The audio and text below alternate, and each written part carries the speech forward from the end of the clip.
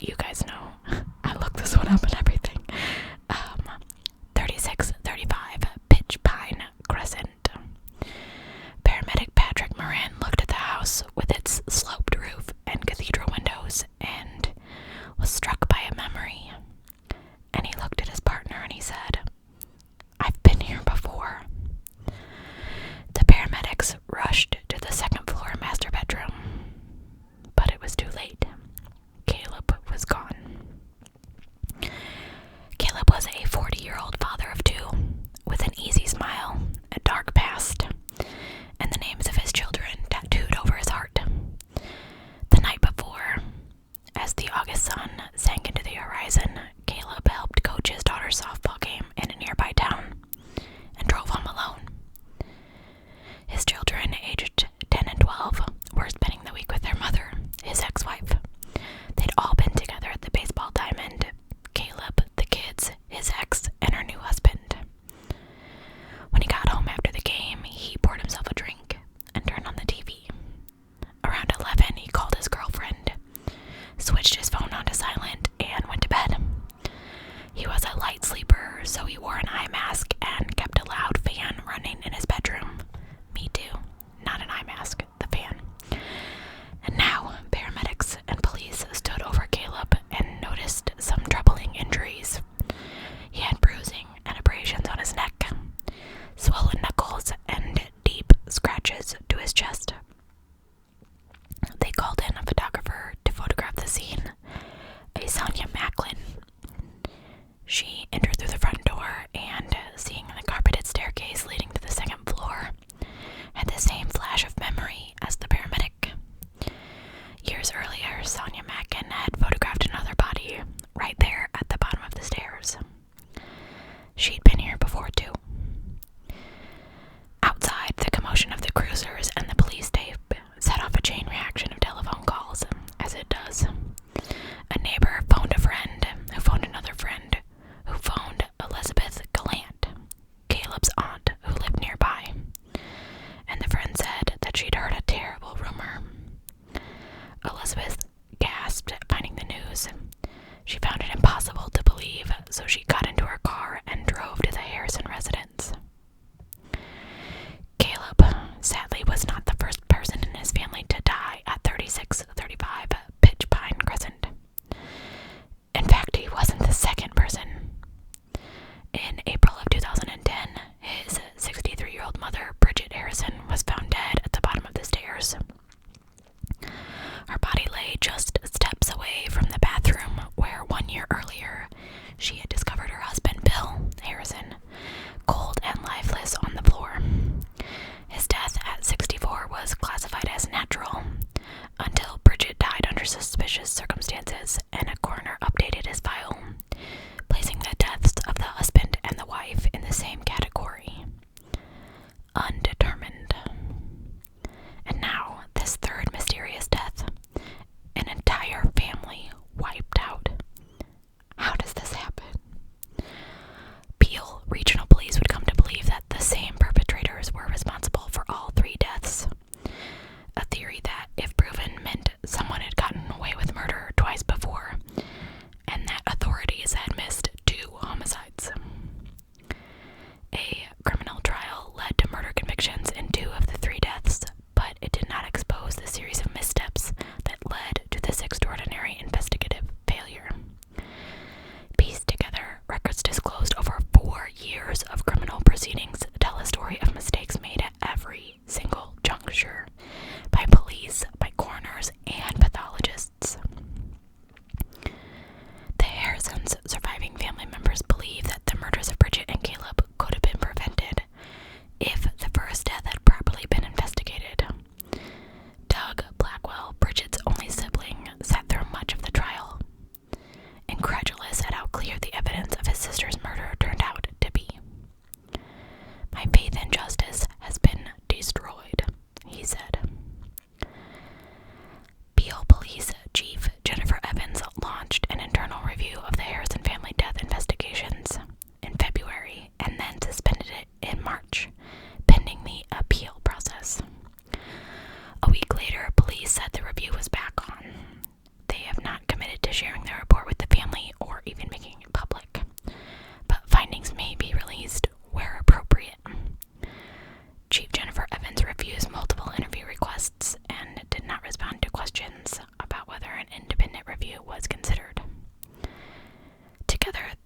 Office of the Chief Coroner and the Ontario Forensic Pathology Service have launched their own internal review as the first step.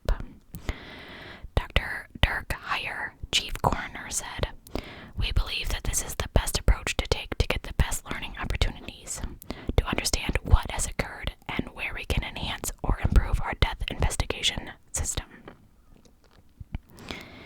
The family has asked Attorney General Yasir Naqvi for a public inquiry. They were not satisfied internal reviews would have the scope and authority or independence necessary to fully uncover the facts and prevent mistakes from being repeated. They also have conflict of interest concerns. Evans was a duty police chief when Bridget and Bill died, and at least 4 of the province's top coroners and forensic pathologists were involved in the Harrison death investigations. Nicole Gallant, Caleb's cousin, said that the tragedy has left surviving family members with a lack of faith in the public systems meant to protect them. For years, their concerns of who might have been killing the Harrisons were brushed off. "We kept saying, you have to look at these two. Nobody else has the motive. And I don't understand how no one believed us." The home to the Harrisons for nearly 4 decades, 3635 Pitch Pinecrest, was the family hub, a default gathering place and a second home to a large community of siblings, aunts, uncles, cousins, and friends. Bill and Bridget bought the house in 1975, more than a decade after they fell in love backstage at the Stratford Festival. "They made it magic," said Doug Blackwell, who drove to his sister's house from Kirkland Lake with his wife and daughters every Christmas and summer. Raised in London, Ontario, west of Toronto, Bridget Blackwell excelled in school and starred in the local theater productions. At age 16, she landed an apprenticeship at Stratford's internationally renowned performing arts theater. Blah, blah, blah, blah, blah. I speak English, I really do. Where she met William Harrison. He was tall and handsome, and 2 years older than the tiny blonde apprentice that he began courting. He worked in the costume department. He'd grown up in Stratford, in a household of musicians and jazz enthusiasts. His father ran Harrison's Beauty Parlor, a business launched by Bill's great-grandparents after they escaped slavery in Virginia and made their way to Canada on the Underground Railroad in 1837. As a black man and a white woman dating in the 1960s, Bill and Bridget faced racism, subtle and blatant, but they remained deeply committed to each other. They got married in 1969 and settled into their lives. Bill worked in sales and management. Bridget launched a celebrated career in education. She worked as a teacher, a principal, superintendent, and special assistant to the education minister. She would become a visionary in her field, a mentor to generations of students and teachers, and more than 1,000 people would attend her funeral. When a speaker asked how many careers she had influenced, more than half of the people in the room raised their hands. Bridget and Bill were an inseparable unit. Her fiery passion balanced out his cool and steady presence, and people were drawn to their warmth and generosity. Relatives joked that they could have charged consulting fees for their guidance on education, careers, and relationships, life in general. Unfortunately, they were unable to have children naturally, so they pursued adoption. Caleb came to them in 1973 as a sweet 6-month-old baby with pudgy cheeks. As a child, he had an insatiable energy and tendency to find trouble. "He was a little rascal," said Elizabeth, his aunt. "Dangerously curious. There was no shortage of near heart attacks for any adult that was watching him." Caleb did struggle in school. He was teased for having Tourette's syndrome and acted out and challenged teachers, which was tough for Bridget. She was patient but had high standards, especially, she's a teacher, she's an educator. She expected her son to attend school and to do well. Bridget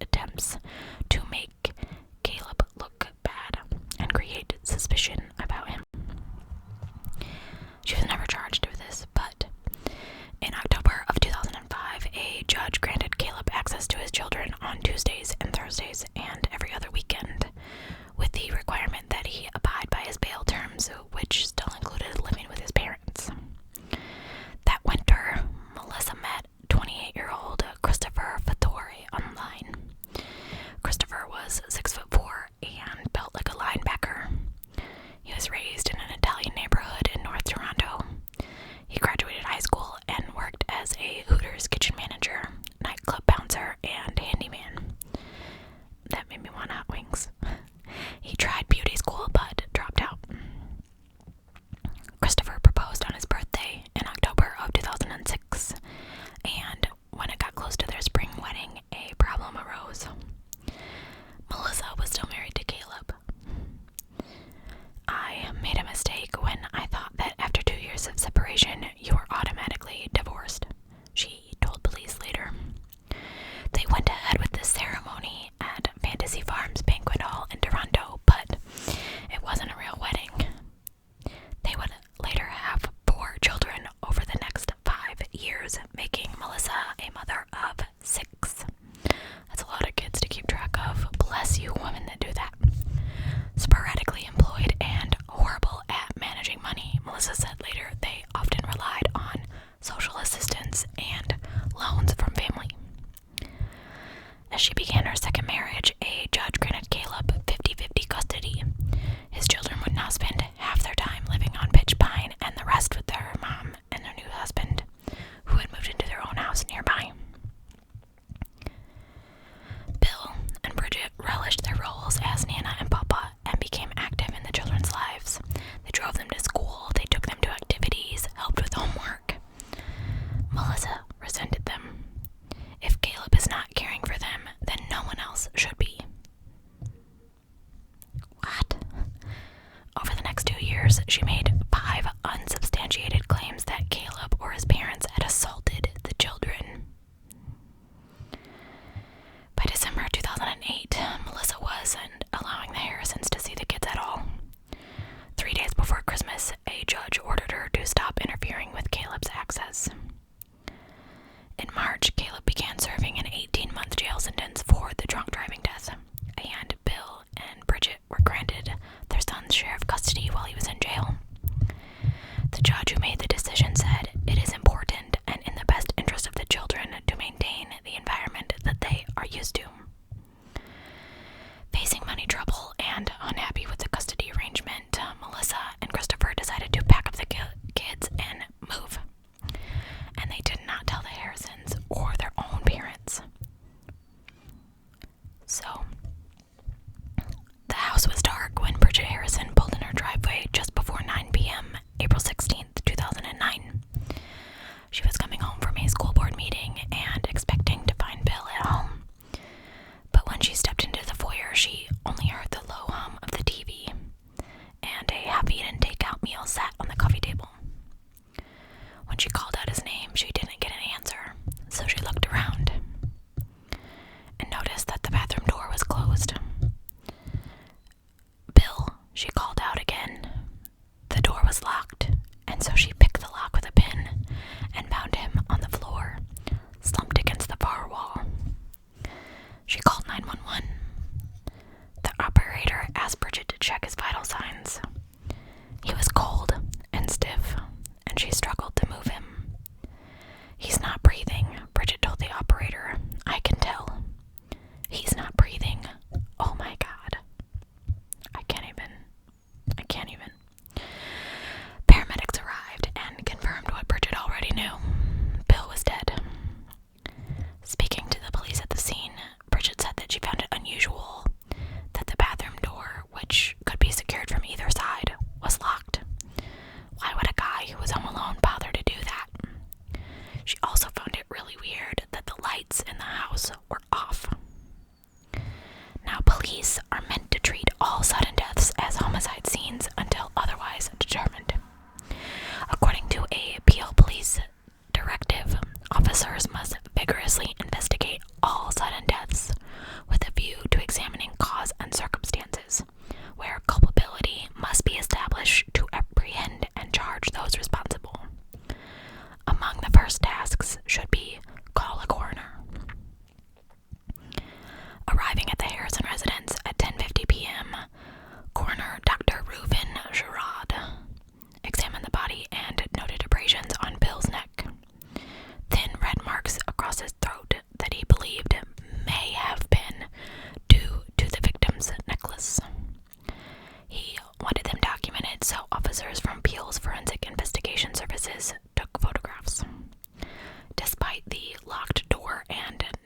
investigations, investigators did not consider this death suspicious. It was sudden and unexplained, but such deaths are not unusual. In their final moments, people often feel the urge to go to the bathroom, which makes it a common place to die, which is very sad. The death appears to be natural, the police report said. The coroner had no further concerns regarding further police investigation. Really? The coroner's statement attributed the same conclusion to police. The scene was reviewed with police that felt that there were no concerns. But with no clear cause of death, they ordered an autopsy. In Ontario, autopsies are performed by pathologists and forensic pathologists, not coroners. Pathologists are experts in the study of disease. Forensic pathologists are experts in disease and injury. Their opinions help coroners determine the cause of death and the manner, which could be natural, accident, suicide, homicide, or undetermined. Pathologist Dr. Timothy Feltis was assigned to perform Bill's autopsy. Having heard from the coroner that there were no concerns of foul play and that the police would not attend the autopsy to take photographs, Feltis approached his job with the same understanding that this was not a suspicious death. Bill Harrison died at a pivotal time for death investigations in Ontario. A few months after Justice Stephen Couch released his damning report on pediatric forensic pathology, the Ontario government commissioned the Couch inquiry in the wake of revelations about flawed child death investigations. Smith gave false and misleading testimony that led to innocent people being wrongly convicted or suspected in the deaths of children.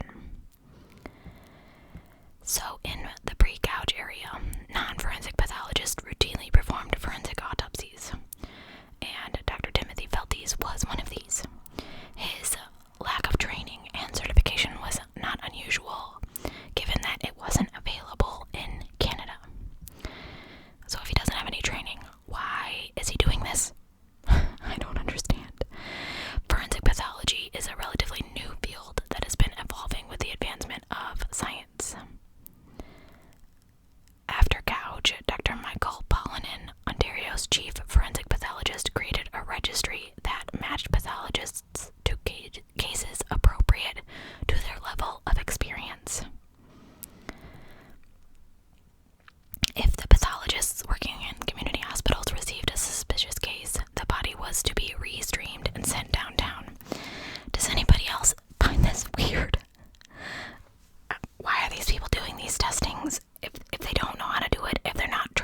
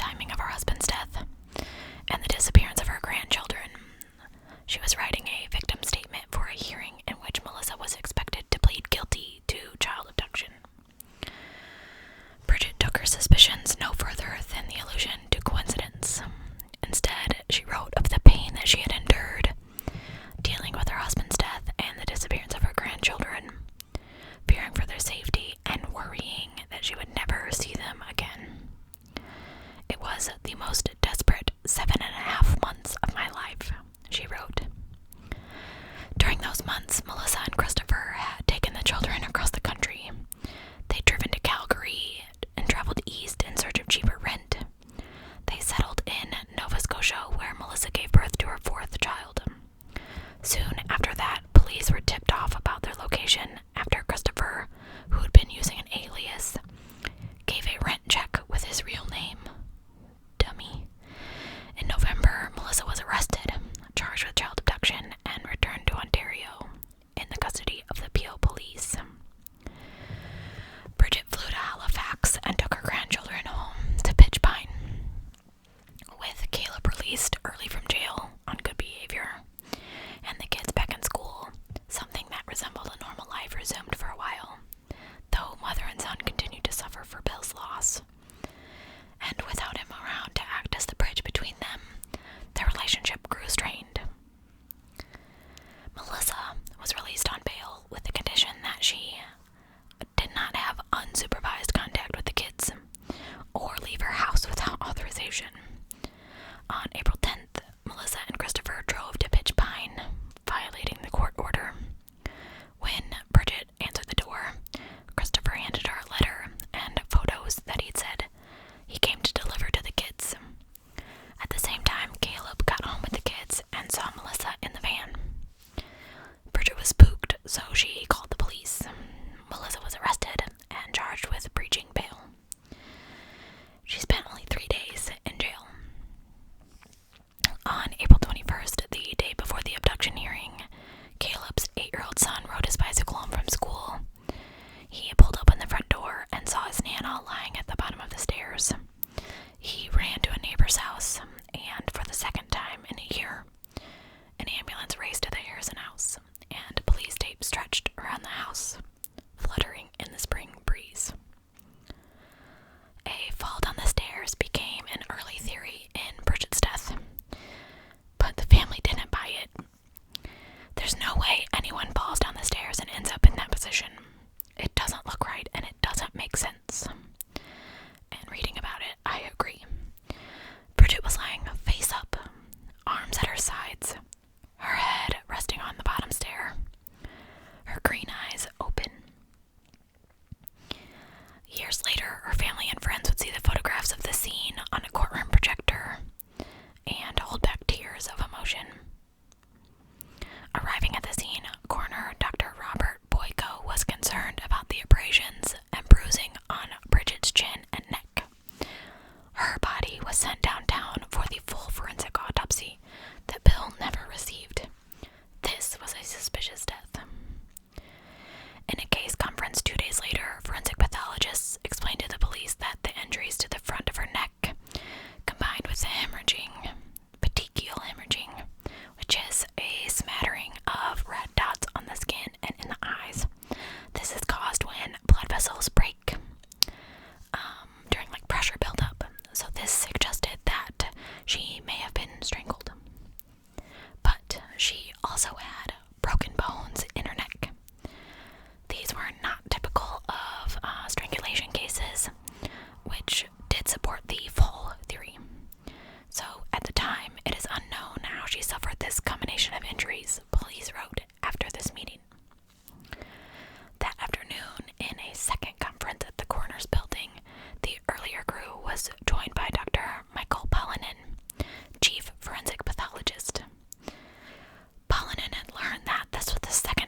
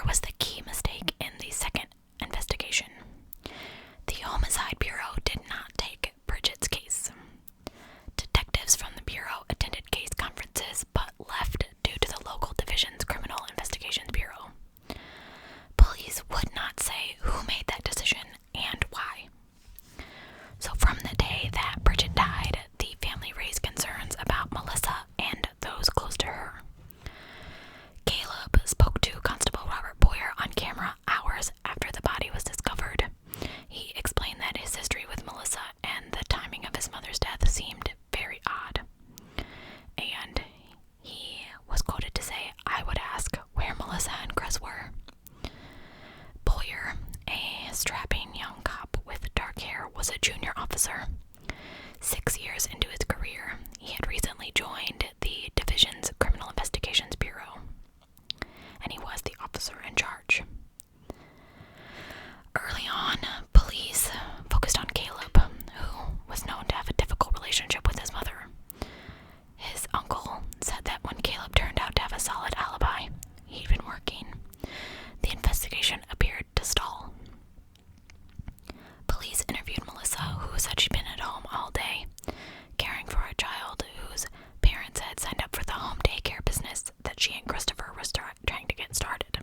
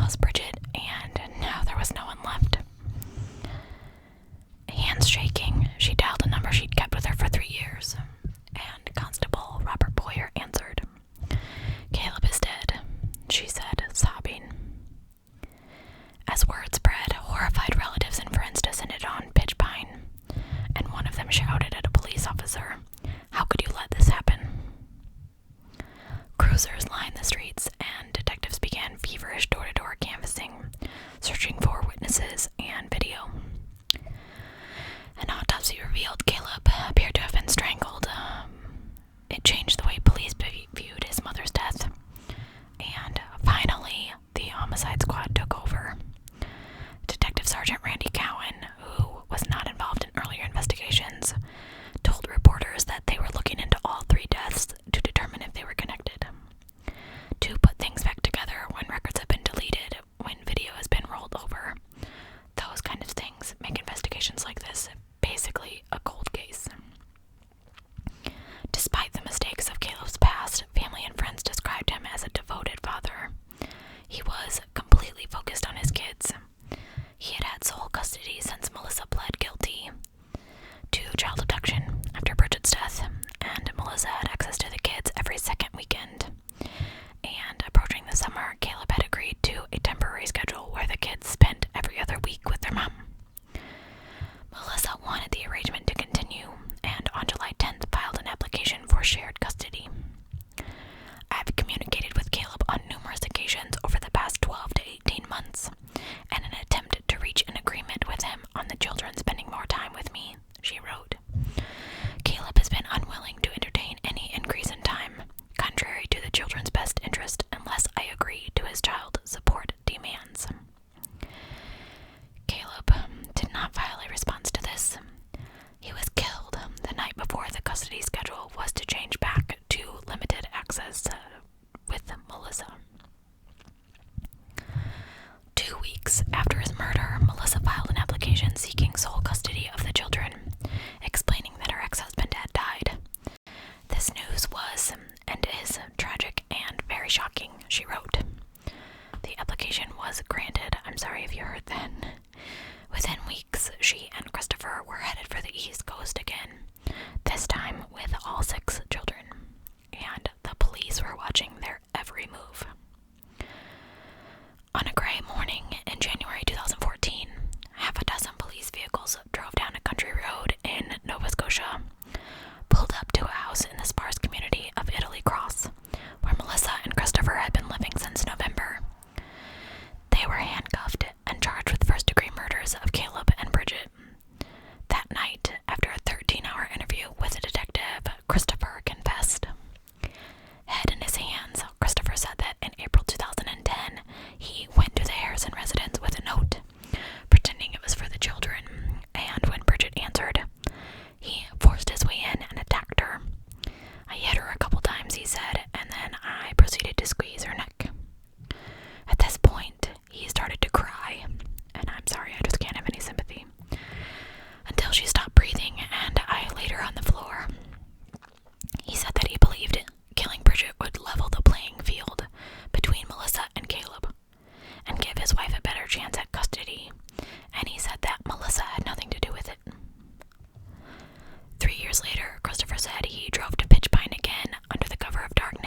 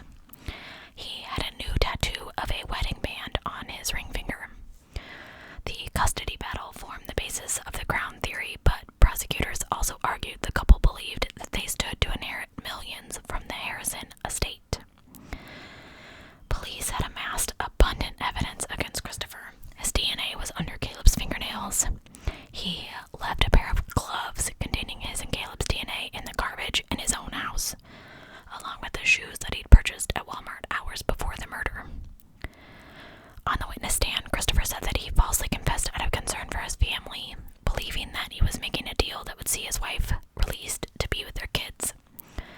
He denied having anything to do with Bridget's death and admitted to killing Caleb, but said that he only meant to rough him up a little bit to buy a few extra days with the kids. He said that he had nothing to do with Bill's death, and that of all the Harrisons, he was the one he liked best. Now, Bill's murder, of course, was a tougher case to make, with nothing putting Christopher at the scene.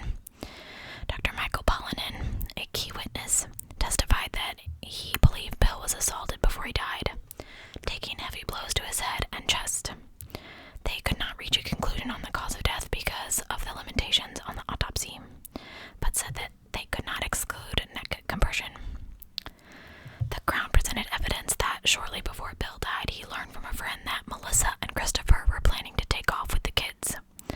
Prosecutors argued that Bill must have been killed in a confrontation with Christopher about that plan.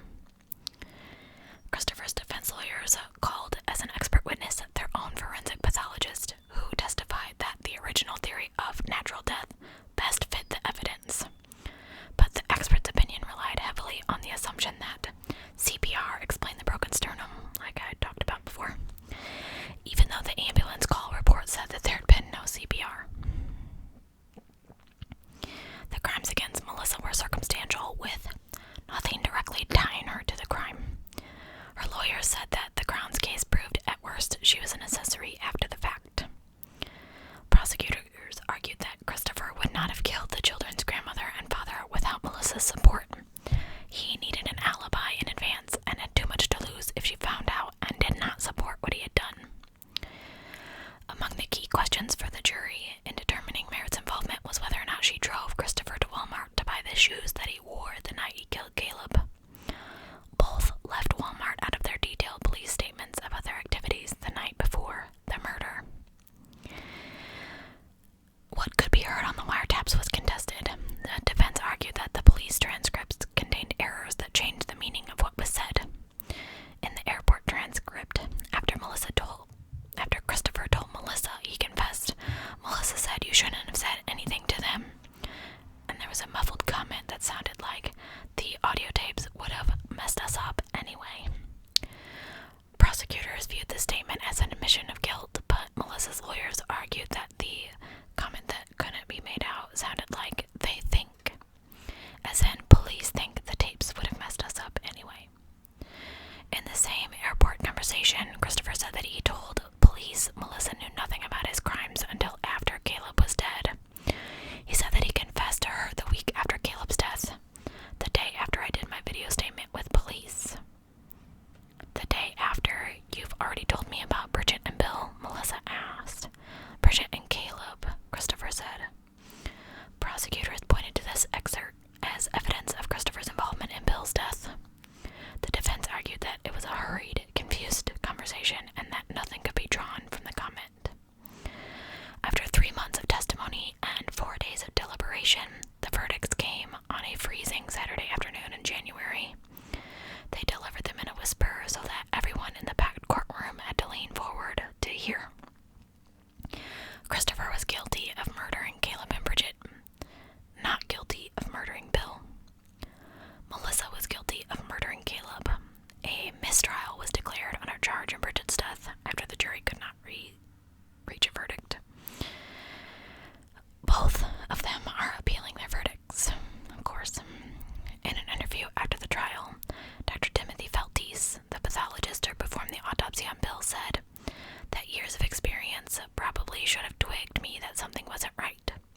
With a broken sternum, Feltes no longer believed that a heart arrhythmia was the most likely cause of Bill's death.